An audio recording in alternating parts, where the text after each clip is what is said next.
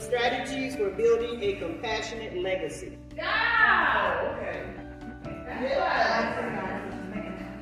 Strategies for building a compassionate legacy. So at this time, go ahead and put your hands together. Dita Harlan. Who is the judge? The judge is God. Why is he God? Because he decides who wins or loses, not my opponent. Who is your opponent? He does not exist. Why doesn't he exist? Because he is a mere dissenting voice of the truth I speak. The Great Debaters. That's one of my favorite movies.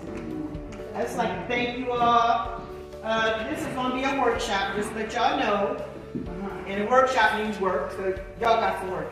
So on your second sheet, y'all will see a form that you can kind of fill out as I go. And I hope that you can take this home with you and really help it to impact your life in some kind of way.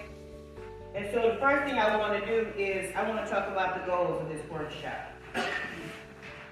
To inspire you to build a legacy rooted in compassion and faith. Share actionable strategies to balance business success with kindness. Foster connection and encouragement among fellow women entrepreneurs. And I also want to provide you with some scriptures that you can use on a daily basis. Ground rules. Respect each other, which I don't think we'll have a problem with that. Share and uplift. So I don't just talk a lot. I try to do more interaction. So, I'll say, well, volunteer, and I'll just pick people out. I can say something. But be present. Confidentiality always, whatever we talk about here stays here, but, we don't have that problem here really. And just have fun. It's about having fun. Yes. Life is already, really challenging for a woman entrepreneur and men too. I don't leave them out. But, we have to learn how to have fun in what we do. Because if we can have fun in what we do, we can have happiness. And I think that should be a goal for us to have happiness in life because we only have one life to live. So the icebreaker is called kindness ripples. I do icebreakers because it kind of breaks the ice. We got all these things going on around us, all these things going in our personal life, in our business life. We entrepreneurs, so we're not like regular people anyway. So kindness, though, is something we can all do. It's something we can make a choice to do.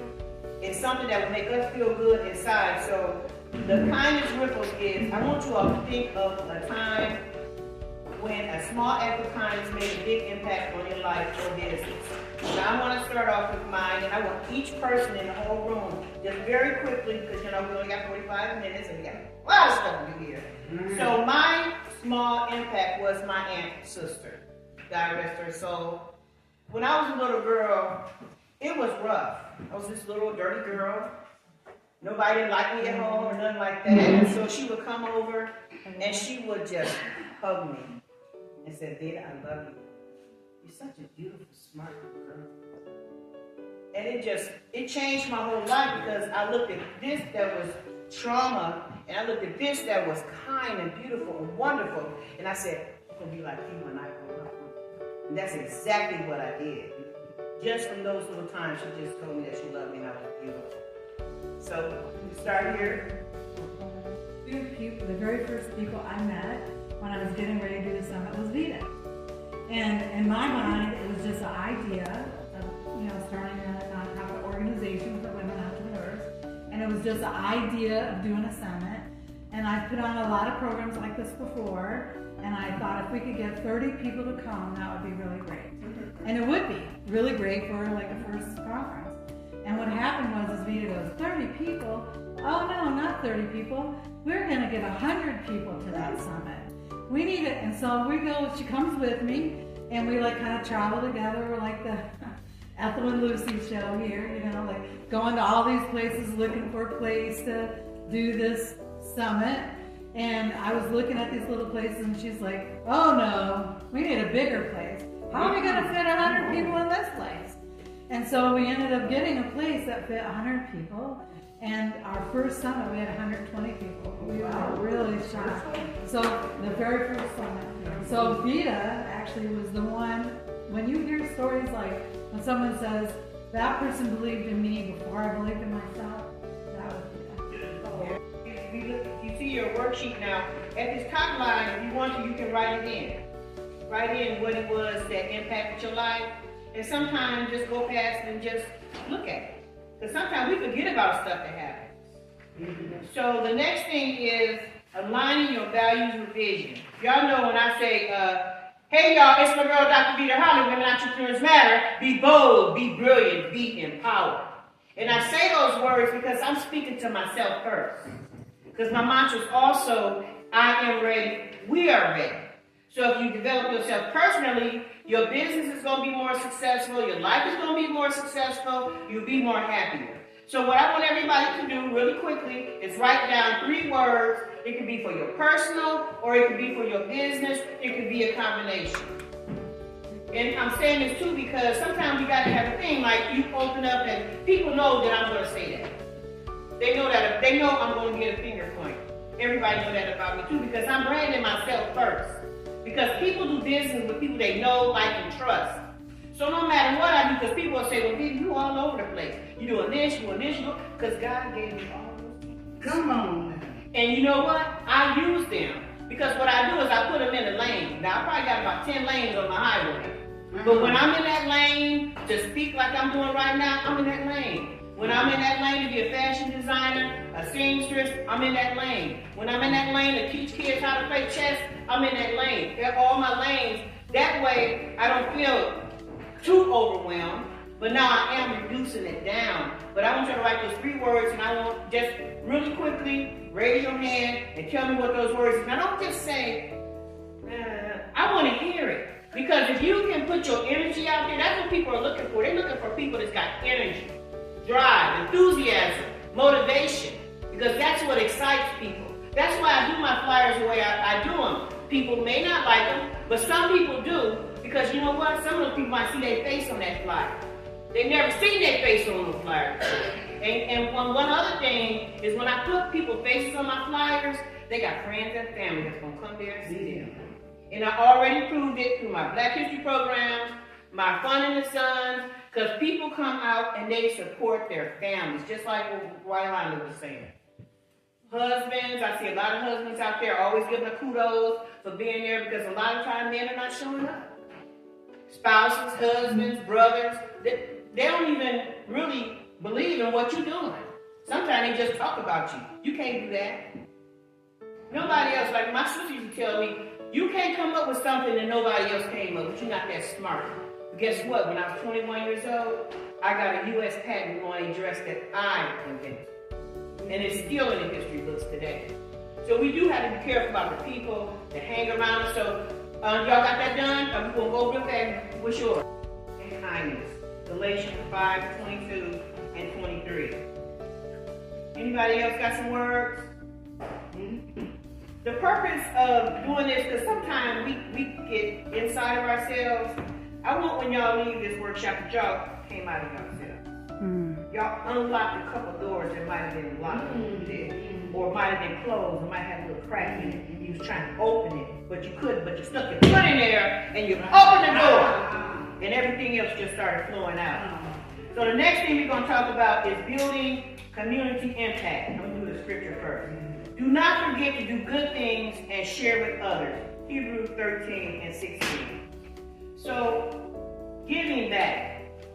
I have a lot of people, even the gentleman who talked about my flyer, he said, well, you talk about all of these things you do, but then you say you don't have any money. Well, that's because I came here to serve. And I may not have none, but you know what? God always stepped me in right on time. I don't want for anything. I have a nice home. I have food in my refrigerator. I have a car to drive. I have some of my family that loves me. I have a community of women entrepreneurs that love me. So that's good for me. You know, so I want y'all to, maybe a few people can talk about that. That you feel like you can give back. Not just what you're doing now, but do it better. Do it more bolder. You know, let people know who you are. One of the things we just had going on, and I'm doing this really quickly, October London is from South Bend. And he got on the Breakfast Club and said that South Bend wasn't musically inclined. They had a fit about it. But it was true. Because people don't know who the musicians are in South Bend, most of them. So, and I always say that to women entrepreneurs that I work with, if you don't let people know who you are, your product, your services, they can't buy from you. So that's just stepping out, using your brain, just get out there. So what are some of the things that you all think y'all can do with your business, if you have a for-profit or a not-for-profit, to impact your community? And I want you to write it down, because the pen is mightier than the sword. And you can always go back. Oh, that's why I did the worksheet the way I did. So you can go back, read some of your answers. Because once we leave here, we get in traffic, and the whole day get ready to start. So write some of these things down. That way you can come back and you can visit. So, women entrepreneurs in our area, and that if we didn't do anything about it, all of our money would go to Ohio, Illinois, Michigan, Wisconsin. So he said we need to do something about it. So that's when me and Cindy got together and talked about the summit 7 years ago. And I said, Cindy, we're not just doing a summit, we are creating a movement. Because before we did that summit, there wasn't hardly anything going on in our community. Now, South Bend is flourishing with entrepreneurship. Now, that's one thing that we might get known as entrepreneurs that live here, big thinkers. So that's what I wanted to do, is contribute to my community, because at that point in time, I was just going to quit and leave South Bend. I'm sick of this. Because I can't say I'm bigger than this, but I know my brain, it thinks, more widely.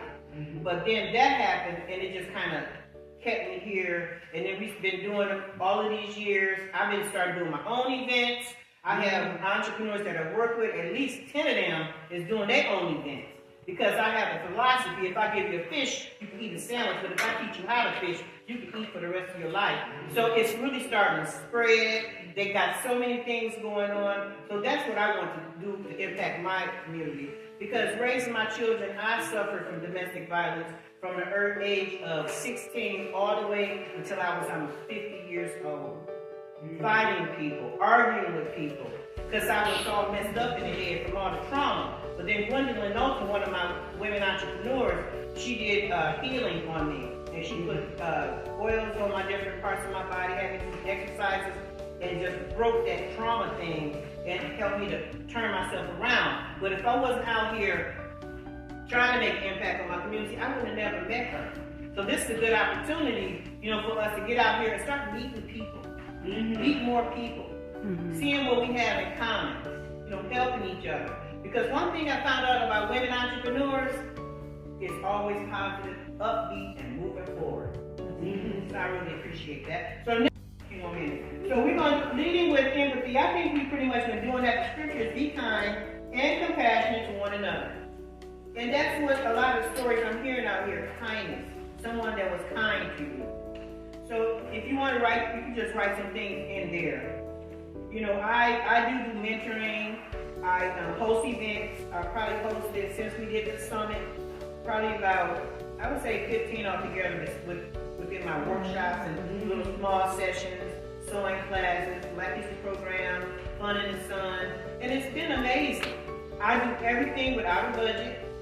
I just plan it, check my weather, and then I find out what are the components of what I need. And then I just start calling people, Facebooking people, sending out, and then it all comes together. That's why my flyers do be full, because people, they want to be involved in something. They want something to do. And that helps to build them up. So the next one is turning challenges into opportunities. I'm going to start mine first. Write down a current challenge and one way to reframe it as an opportunity. My challenge is funding, and I know that's a big challenge for a lot of women entrepreneurs, because that's why we started the summit, to provide resources, tips, strategies, and funding sources so that we can run our businesses and grow our business, because it's very difficult to do things when you don't have a budget. You got to maybe spend the gas money or the electric money or the rent money and hope that you recoup that money. And I've seen a lot of people not recoup that money and get very discouraged about it. So the first 3 quarters of this year, the first 2 quarters, I did 4 big events. The second quarter, I just kind of planned it. Third quarter, I've been putting together some things, so I've already wrote 6 ebooks with AI. AI is my new husband, and I love AI. But also, just to find out what are those resources. We have to start applying for stuff. That's why we don't have it. I want to show hands of who all is applying for stuff. Grants. People will, and when I went to church last Sunday, that's what the pastor talked about. People who are boastful and outstanding, and they should just sit back. I'm like, hold up, what is he talking about? I know, right? What is he talking about? How is we going to let the world know who we are, let our light shine, if we feel that way about ourselves? Right? I wasn't really feeling that. I don't feel everything everybody says. But we need to start letting our light shine. Let people know who we are. Who in here got business cards or some kind of flyers with them to share? Mine are on the table. Okay. Do everybody in the room got them? Yeah, you should. Okay, good. That's good. Okay. So, the question is, I want you all to reflect on your biggest takeaway. What is one commitment you will make toward building your compassionate legacy? Let me talk about legacy just real fast, and then we're going to finish. I want everybody to answer this question. My legacy is I had to turn things around. Because I was in that domestic violence, my children suffered a lot. Domestic violence shelters, homeless shelters, living in cars, whittling husbands. It was just really a mess. And I noticed how my children started talking to me like I wasn't nothing, I wasn't nobody. I just can't get it right. I'm like, hold up, that ain't who I am. I had to remember, because after that first bout, growing up in the gaslighting house, that first bout, it broke something inside of my brain. So I was forgetting stuff. I even forgot I learned how to sew. I was just forgetting stuff. And that helped me to open my eyes. And my oldest son said, Mom, you just got to turn it up. And so in South Bend, they said, can you tell your son? Yeah, that's my son. Because they didn't know who I was. You know what they say now? Oh, you can tell his mom? Because I turned it up and I turned it around. Because Gandhi said, be the change that you want to see. So in South Bend, it was such boring things going on, nothing to do. So I said, I'm going to bring the village together. I'm going to let them know that it takes a village to build a family, to build a community. That the American dream is still alive. That people are willing to come together, not get paid, and still make it happen. So I've had DJs, models. My vendors, they pay, but sometimes they pay half. Sometimes they pay it all. Sometimes they don't pay nothing at all. Because we want to include everybody. My uncle taught me that you have to serve the underdog.